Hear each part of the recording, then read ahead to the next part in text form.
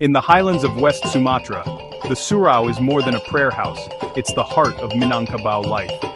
For the Minangkabau, the Surau is where community, culture and faith converge. It's where boys become men, learning not just to recite the Quran, but to live by adat and syarak, custom and Islamic law. Here, young men gain wisdom, discipline, and a sense of belonging. The Surau is a school without walls, a home for every young man, and a symbol of resilience. Its pulse shapes the village, nurturing leaders and forging identity.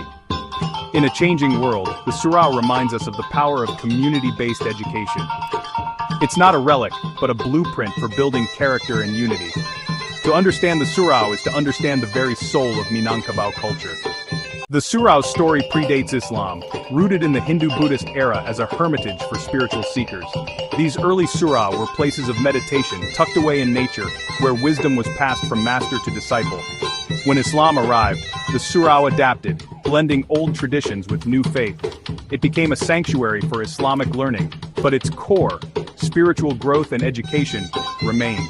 The transition was peaceful, a dialogue between past and present. Ulama recognized the Surau's value, infusing it with Islamic teachings while honoring its heritage. The Surau spread Islam through education, not force, symbolizing cultural synthesis. Today's Surau carries layers of history, ancient quests for knowledge, and vibrant Islamic scholarship. It's more than a prayer hall, it's a living legacy of adaptation and wisdom. This depth explains its revered place in Minangkabau society.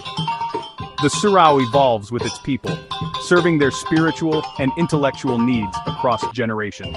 The Surau was the original life school for Minangkabau youth. Here, boys learned faith through practice, not just memorization. Adat and wisdom were shared through stories and debates, sharpening minds and character. Practical skills like Silek martial arts, public speaking, and leadership were part of daily life. Managing the Surau taught responsibility and cooperation. It was a hub for friendship, identity, and community living. The Surau's education was holistic, integrating religion, culture, and real-world skills. It produced generations rooted in tradition, yet ready for the world. In Minangkabau tradition, young men sleep at the Surau, not at home. This marks their journey to independence and adulthood. The Rumah Gadang is the women's domain. Men are guests in their own homes. The Surau becomes their true home, fostering self-reliance and community spirit. Living together, boys learn to manage themselves and support each other.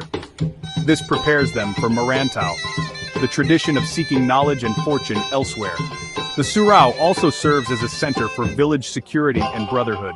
Nightly gatherings forge unity and vigilance. It's a rite of passage, shaping resilient, community-minded men.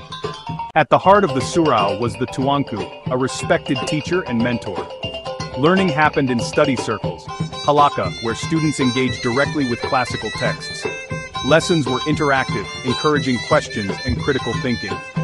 The curriculum was flexible, from Quran recitation to advanced Islamic law and Sufism.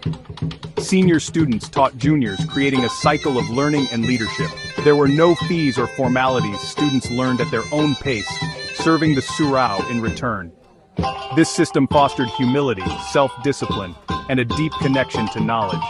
The Surau produced scholars grounded in faith and community. The 20th century brought change that challenged the Surau's role. Dutch colonial schools and modern education offered new opportunities and lured youth away. Islamic reformers introduced madrasa, blending religious and secular subjects. The national education system became the main path to success. The Surau's holistic education was seen as less practical in a modern economy.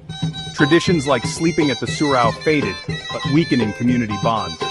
The loss of the Surau's central role left a gap in character building and cultural continuity. Its decline signaled a fraying of the social fabric it once held together. Modernization has deeply challenged the Surau tradition. Electricity and digital technology shifted attention from communal spaces to private homes and screens. Economic pressures push youth to cities, often making Marantau a permanent move.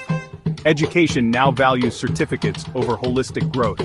The Surau's teachings don't fit neatly on a resume, risking their relevance. Yet, modernization isn't the enemy, it's about balance. The challenge is to embrace progress without losing cultural roots. Can the Surau's values adapt to guide Minangkabau youth in a changing world? The Surau's decline isn't final. It's a call to action.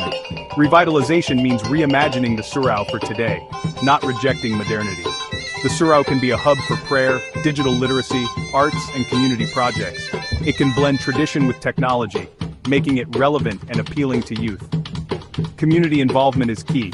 Elders, professionals, and families must all play a part. The goal, a Surau that inspires, educates, and unites the next generation. Preserving the Surau is investing in the Minangkabau future. The Surau can anchor Minangkabau identity in a globalized world. If revitalized, it offers youth a sense of belonging and purpose no school or device can match. Imagine a Surau where tradition and innovation thrive side by side. It's more than a building, it's an idea. Education for character, community as strength, faith and culture as pillars. As long as this idea lives, the Surau endures. Its light can shine brighter, guiding generations to come. The future of Minangkabau culture rests in the spirit of the Surau.